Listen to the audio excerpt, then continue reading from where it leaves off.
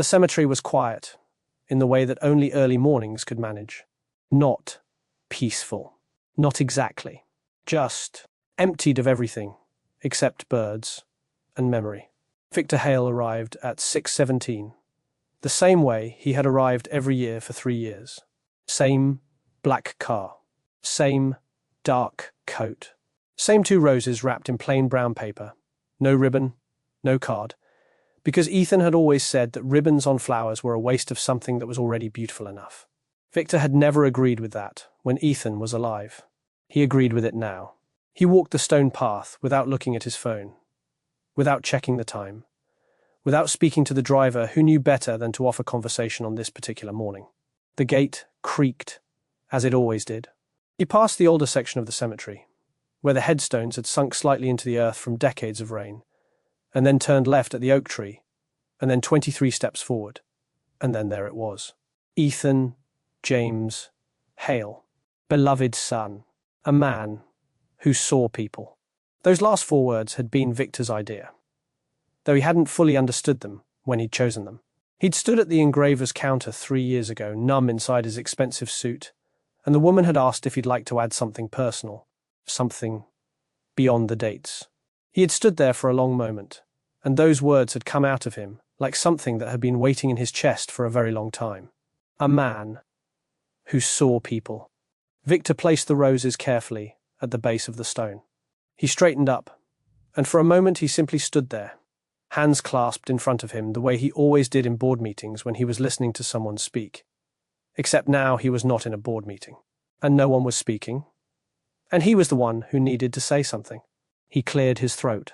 "I signed the waterfront project last Tuesday," he said quietly. 14 floors. Smart glass. You would have hated the price per square foot. A bird moved somewhere in the branches above. Victor's jaw tightened. Caldwell from the board says the market is recovering faster than the models predicted. He paused. You always said I used the market as an excuse to avoid asking harder questions. He looked down at the roses. His voice dropped. Maybe you were right. He had never said those words out loud before. Not to anyone. Not in 3 years. They sat strangely in the air, half comfort and half wound, and Victor pressed his lips together and breathed slowly through his nose the way his doctor had told him to when he felt the tightness coming. He was about to reach out and touch the stone, something he had never allowed himself to do, when something made him stop. At the far corner of his vision, something moved. A color. Small. Low to the ground. He turned his head slowly, the way you do when you don't want to startle something away. 2 little girls knelt side by side at Ethan's grave. His grave. They were identical in every way that mattered from this distance. Same dark braids falling forward. Same small shoulders. Same posture of complete, unhurried stillness. One of them held a bundle of wildflowers, the loose kind you pick yourself, yellow and white and slightly imperfect. The other had her hands pressed together in front of her chest, head bowed. Victor had not heard them arrive.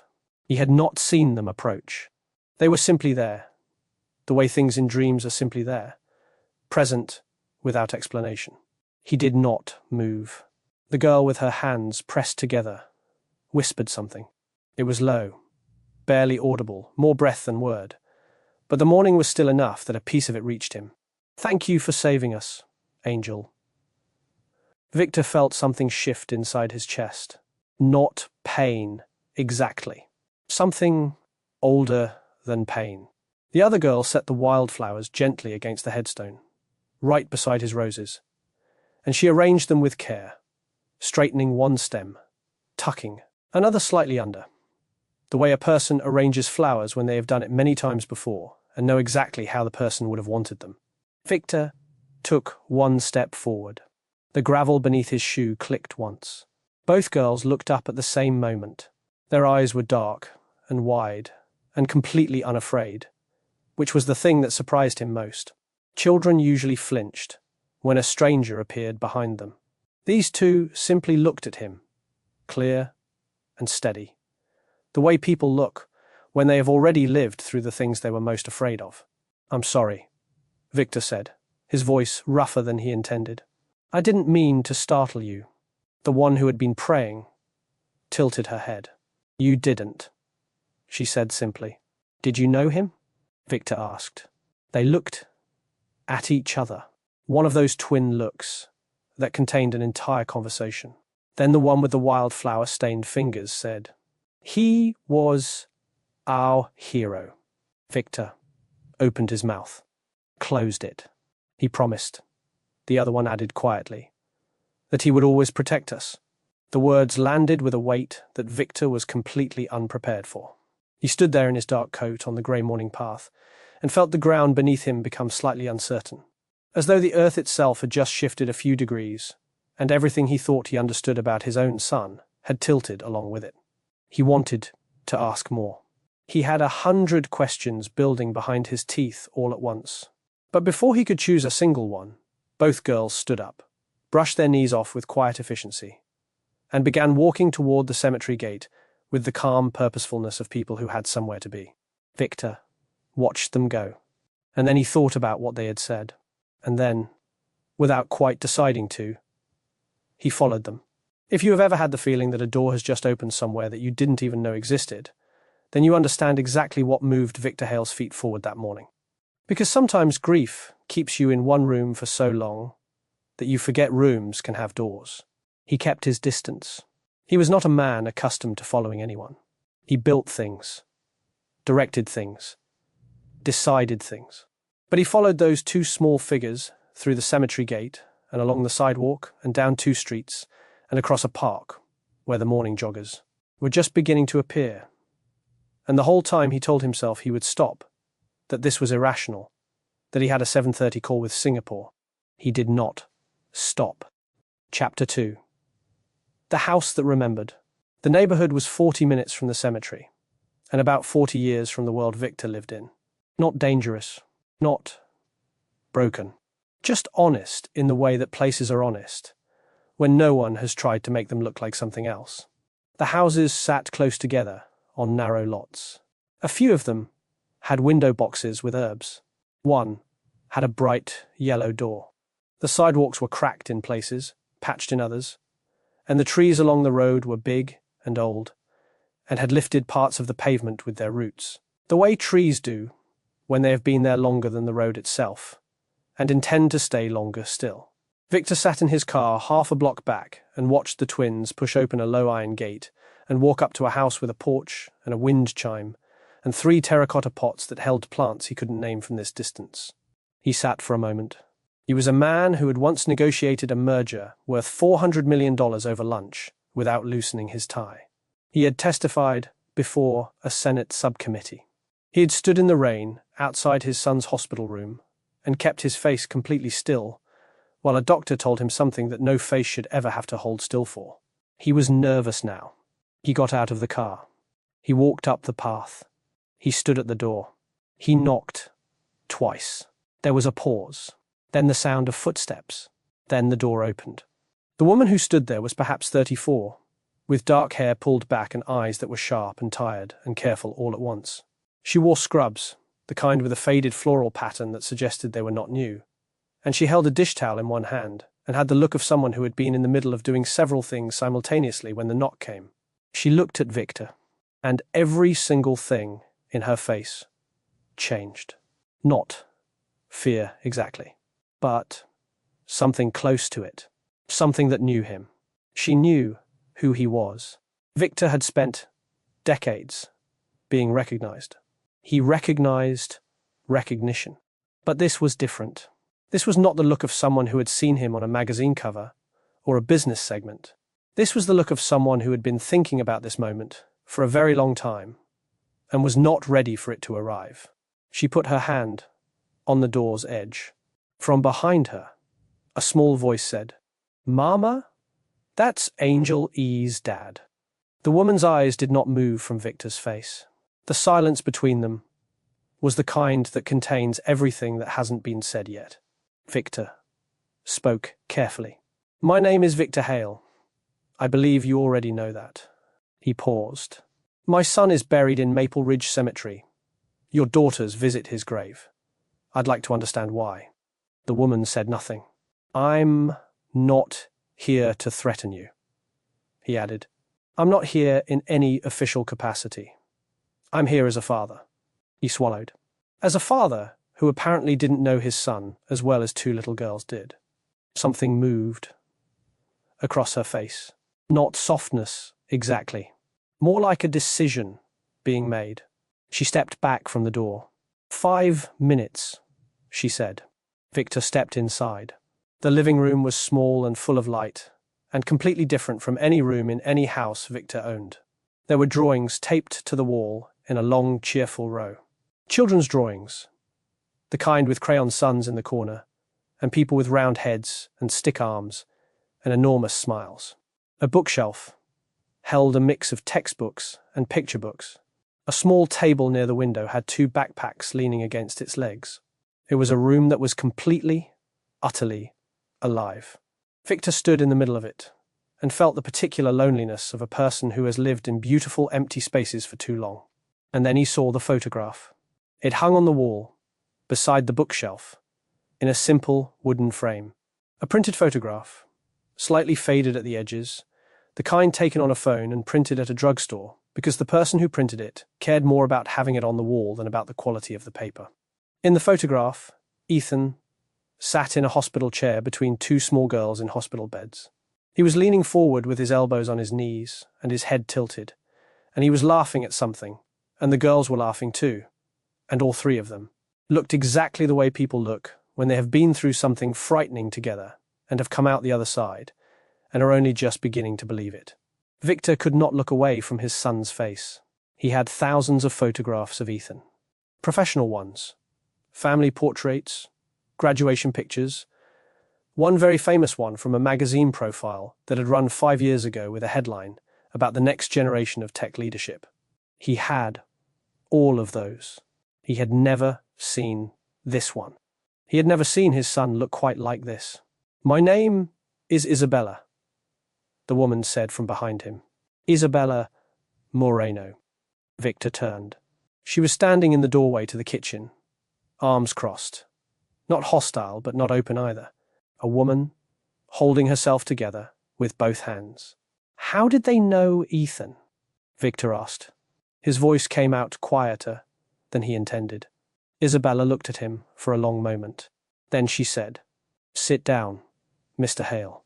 And something in the way she said it told him that the next few minutes were going to ask more of him than any board meeting ever had. Chapter 3. What the Fire Kept.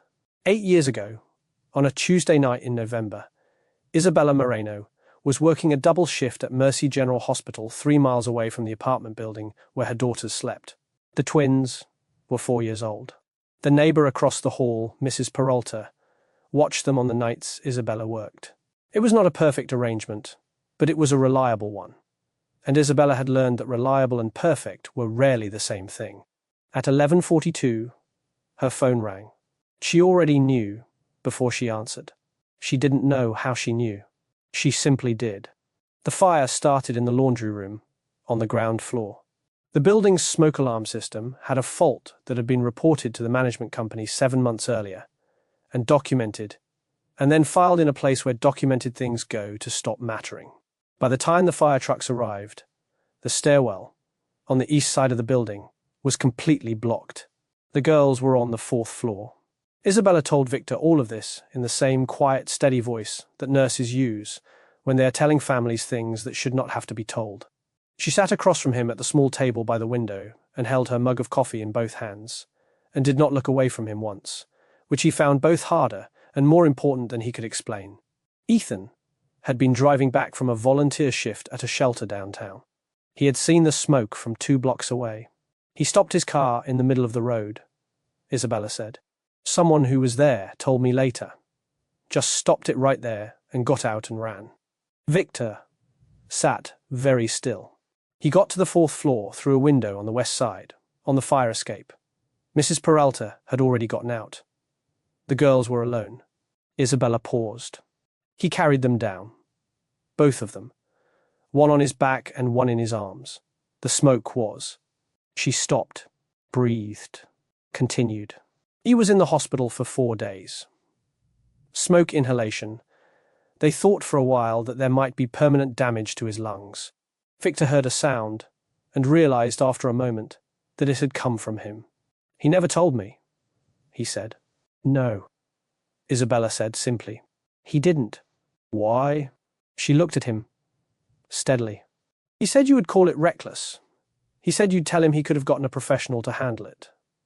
He said the argument wasn't worth having, because he would do it again in exactly the same way. And knowing you'd disapprove wouldn't change that."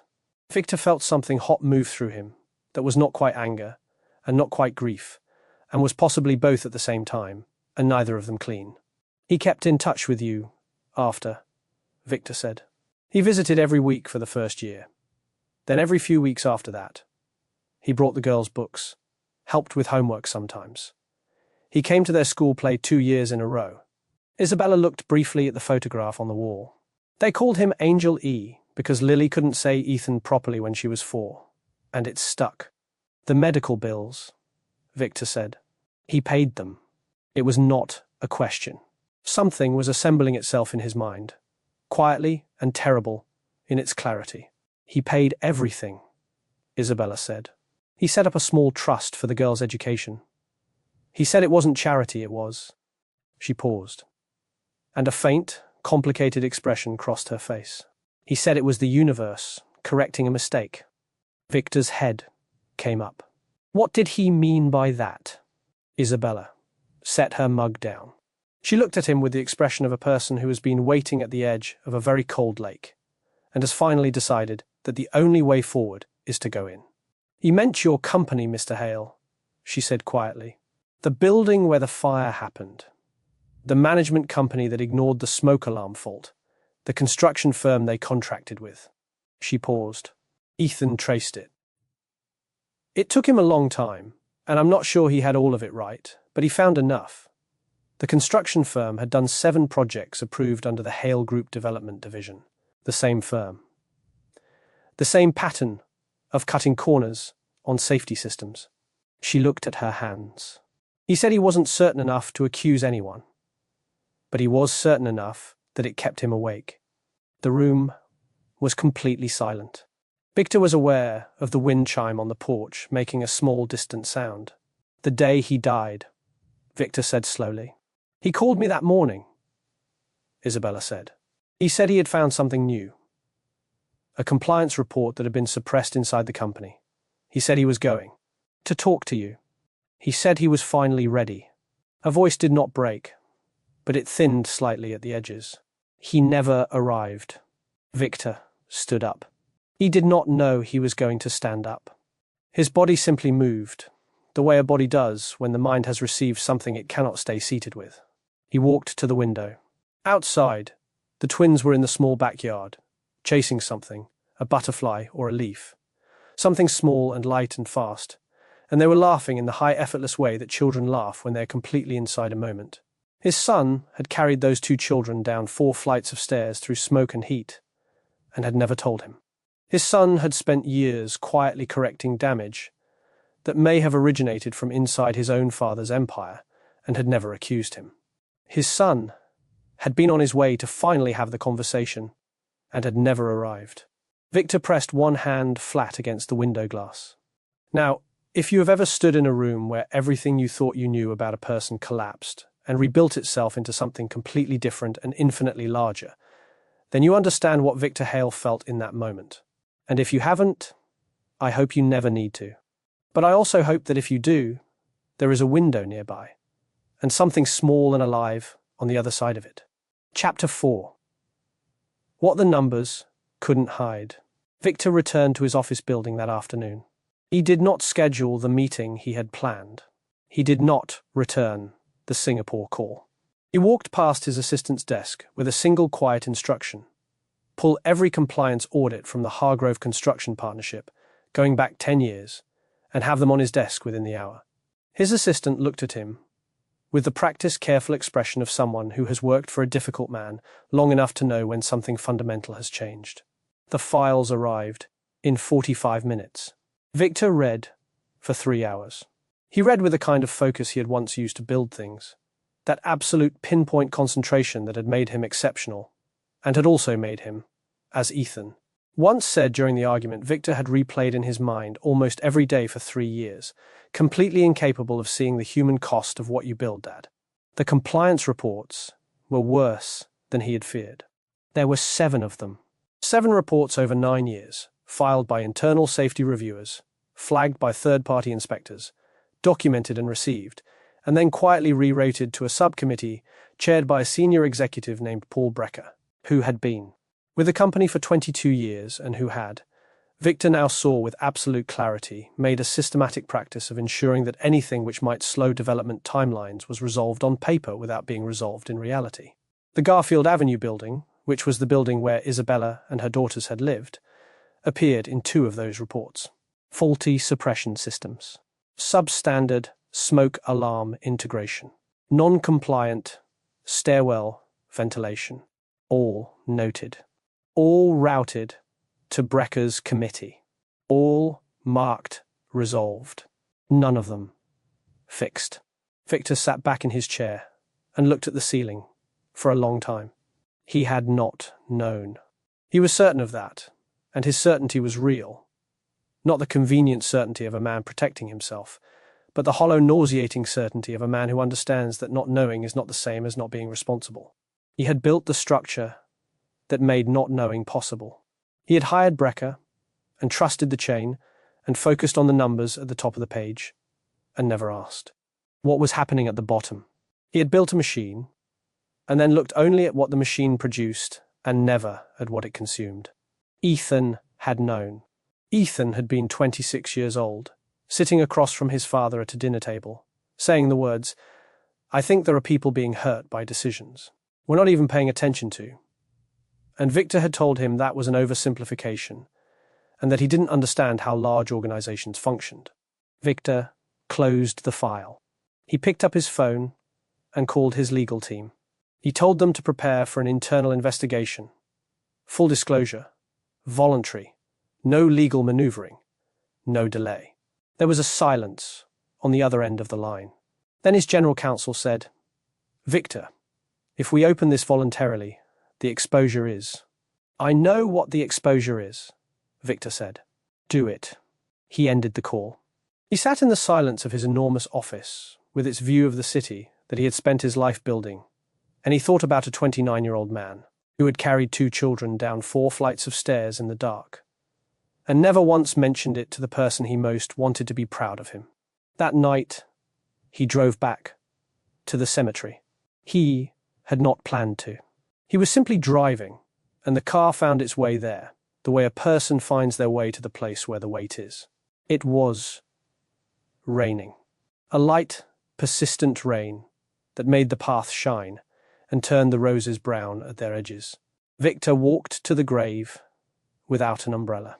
He stood there. He was not the kind of man who fell to his knees. He had held himself upright through things that would have broken the architecture of most people. He had learned very young that falling apart was a luxury, that grief was something you folded small and kept in a pocket and did not let out in public. But there is no public at 6 in the evening, in a cemetery in the rain. He fell to his knees in the wet grass and pressed one hand against his son's headstone and the other hand against his own mouth, and he cried. Not the controlled, silent kind. Not the kind with dignity. The kind that comes from 3 years of postponed falling. The kind that is made of everything unsaid, and everything misunderstood, and every moment of looking at numbers when he should have been looking at his son's face. "You were trying to fix what I broke," he said into the rain, "and I couldn't even protect you." He stayed there for a long time. The rain did not stop. He did not move until it did. Chapter 5. The Shape of Redemption. The changes Victor made were not announced with a press release. He made them the way his son had apparently made things right, quietly, practically, one decision at a time. Paul Brecker and 2 other executives were removed from the company. The matter was referred to the relevant authorities. Victor stood in front of the board and said the words "I take responsibility" without the cushion of legal language around them. And several of the board members looked at him with expressions that ranged from stunned to calculating. And he looked back at all of them with equal steadiness and said those words again. A compensation program was established for the residents of every building linked to the suppressed reports. It was structured by lawyers, but designed by Victor himself. And he designed it the way you design something when you are not trying to minimize liability, but when you are trying to actually correct something. A fire safety foundation was created in Ethan's name, endowed with a sum that made the financial press briefly interested and then confused, because the amount was significant enough to matter, but the fanfare surrounding it was essentially non-existent. Victor did not want fanfare. He wanted the smoke alarms to work. 3 weeks after the visit to Isabella's house, Victor called her. He did not ask for anything. He did not bring lawyers or documents or offers with conditions attached. He asked if he could come by on Saturday morning, and if the girls would be home. Isabella was quiet for a moment. "They ask about you," she said finally. Victor was not prepared for that. "They do. Lily said you looked sad," Isabella said. "She said she wanted to show you the picture she drew of Angel E." Victor gripped the phone. "I'll come Saturday," he said. He arrived on Saturday, with a box under his arm. Inside the box was a photo album, one he had put together himself over 4 evenings at his kitchen table, something he had never done before, sitting with printed photographs and putting them in order. It held pictures of Ethan growing up. Ethan at 7, gap-toothed and delighted, holding a fish he'd caught at a lake upstate. Ethan at 14, in a school play, dressed as a narrator in a coat too big for him. Ethan at 19, at his first volunteer shift, wearing an orange vest and laughing at the camera. Ethan at 25, at the dinner table, mid-argument, hands expressive, face alive. Victor sat on Isabella's porch, with the album open on the small table between them, and the twins sat on either side of him with their legs swinging, and he turned each page slowly and told them the story of each photograph. And somewhere around the photograph of Ethan at the lake, the one with the gap-toothed grin and the improbable fish, Victor laughed. A real laugh, surprised out of him by memory. Luna looked up at him with wide eyes. "You laughed," she said, as though she was noting something rare and important. "He was so proud of that fish," Victor said. "He talked about it for 2 weeks. We have a fish at school," Lily said seriously. "His name is Captain." "Ethan would have loved that," Victor said. And he meant it. You could hear exactly how Ethan would have said it. He could see the expression his son would have made. And instead of that clarity being only painful, something in it was also, just slightly, a gift. Isabella watched from the kitchen doorway with the dish towel in her hands and the careful expression of a woman who has learned not to let hope arrive too quickly. Later, when the girls had gone inside to find the drawing they wanted to show him, she stepped onto the porch and sat in the chair across from Victor. "You could have handled this differently," she said. "A lot of men in your position would have." "I know," Victor said. "You could have sent lawyers. You could have made it very legal and very tidy and very distant." "I know that too." She looked at him. "Why didn't you?" Victor looked out at the small yard, at the terracotta pots and the old oak tree that leaned slightly over the fence, and the place where the girls had been chasing the butterfly 3 weeks ago. "Because Ethan didn't," he said simply. When he had every reason to keep his distance, he didn't. He showed up. He carried people. Victor looked at his hands. "I spent his whole life teaching him to build things. And he spent his whole life teaching me what building is actually for." He paused. "I was a slow student." Isabella was quiet for a moment. Then she said, "He talked about you, you know. Not always easily, but often." Victor looked at her. "He said you built things because you needed to believe the world could be made more ordered than it felt.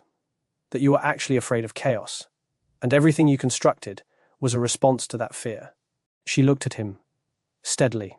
He didn't say that to condemn you. He said it because he wanted to understand you. Victor looked away. The wind chime moved in the slight breeze.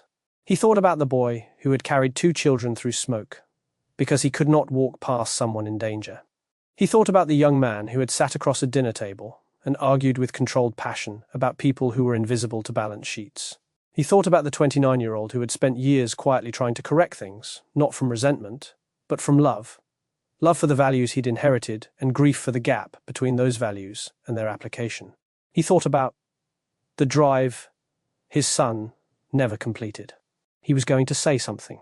He wasn't sure what. Then Lily appeared at the door with a drawing held in both hands, carried with the gravity of something tremendously important. It was a large piece of paper covered in crayon. In the middle was a figure in a yellow coat. Above the figure, in large careful letters that still wobbled slightly at the edges of each letter, were the words, Angel E. Around the figure were 2 smaller figures and 1 tall, thin figure. Lily pointed to the tall, thin figure. "That's you," she said to Victor. "I drew you in." Victor took the drawing with both hands. He looked at it for a long moment.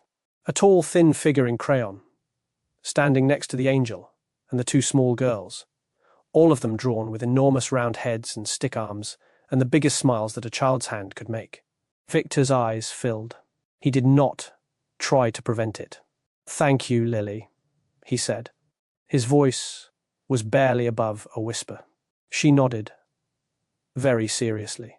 "You're part of the family now," she said, with the absolute certainty that only an 8-year-old can deploy. Angel E would want that. Victor looked up at Isabella. She looked back at him. Something passed between them. Not romantic, not transactional, but real. The look that 2 people exchange when they have both loved the same person and lost him, and are standing in the rubble of that loss and discovering, improbably, that there is something that can be built there. Not a replacement. Not a consolation. Something new. Victor said, "I don't want to insert myself into your lives in a way that isn't wanted. I know I have no claim here. I know I wasn't," he stopped. Began again. "I wasn't the father he needed me to be when he was here. I can't correct that. But if you'd allow me to," he looked at the drawing, "if you'd allow me to show up, the way he showed up. Not as an obligation. Just as someone who is choosing to be here." Isabella studied him for a long moment. Then she said, "He always said you were capable of more than you let yourself be." Victor's breath caught. "Then I suppose," she continued quietly, "we'll find out if he was right." Chapter 6. The flowers come back. 1 year later. The morning was clear and still, and the light came in at that particular angle that makes everything look slightly more significant than usual, the way light sometimes does in autumn when it remembers it is leaving soon. The gate creaked. It always creaked. 4 figures walked the stone path to the left of the old section, past the sinking headstones, past the oak tree, and 23 steps forward. Victor carried 2 roses wrapped in brown paper. Luna carried the wildflowers she had picked herself, yellow and white, slightly imperfect. Lily carried the crayon drawing, now laminated, because she had decided it needed to be laminated so the weather wouldn't ruin it. Isabella walked beside Victor with her hands in her coat pockets and the careful quiet of a person who is learning to trust good things. They stood at the grave. Lily placed the laminated drawing against the headstone with focused precision. Luna arranged the wildflowers the way she always did, straightening one stem, tucking another slightly under. Victor placed the 2 roses. They stood together. Luna reached up and took Victor's hand. He looked down at her. She was not looking at him. She was looking at the headstone with a small, private expression that was not entirely sadness. "Do you think he can see us?" she asked. Victor looked at the headstone, at the name, at the last 4 words. "A man who saw people." "Yes," he said. "I think that was one thing he was always very good at." Lily nodded, seriously. Then she leaned forward and whispered to the headstone, just loud enough to carry. "We brought your dad," Angel he learned. Victor's throat closed. He knelt down until he was at the girl's level, and he put one arm around each of them, gently, the way a man holds something he never expected to be given and has resolved never to take for granted. He pressed his eyes closed. He thought of his son running toward a building that was on fire, when every rational instinct said, run the other way. He thought of his son sitting in a hospital chair between two small girls, laughing, while his lungs were still healing. He thought of his son driving toward a conversation he'd been putting off for a year, finally ready to say what needed saying. He thought, I have spent my whole life building structures. He thought, Ethan spent his whole life building something better. He thought, I can still learn. The wind moved through the oak tree. The wildflowers bent slightly and came back. Isabella rested her hand briefly on Victor's shoulder. A single, quiet gesture. The kind that doesn't ask for anything and doesn't promise anything, and says everything that needs saying in exactly that economy of touch. Victor opened his eyes. The morning light was extraordinary. He breathed it in. Somewhere in the city, smoke alarms worked that had never worked before. Children slept in buildings that had been quietly made safer by a foundation that bore a name most people would never Google. A trust fund earned interest in 2 accounts held in the names of Lily and Luna Moreno, enough to take them wherever they wanted to go. And at Maple Ridge Cemetery, 4 people stood at a grave in the autumn light, and no one was alone. And the flowers were fresh, and the stone was warm from the morning sun. Lily looked up at Victor. Are you sad? She asked. Victor considered this, with the seriousness it deserved. Yes, he said honestly. And also something else. What's the something else? He looked at the headstone. He looked at Isabella. He looked at the 2 small faces turned up toward him, open and bright and completely, unguardedly present. Grateful, he said. Lily thought about this. Then she nodded once, with the decisive air of someone who has heard exactly the right answer. Good, she said. Angel E. would like that better. And Victor smiled. A real one. The kind that reaches all the way back. If this story moved you, share it with someone who might need to hear it today. And tell us in the comments, have you ever discovered a side of someone you loved that you never knew existed? Because sometimes the people we think we know are carrying whole worlds we were never shown. Subscribe and stay with us, because every story we tell is made for the part of you that still believes people are capable of more than they let themselves be.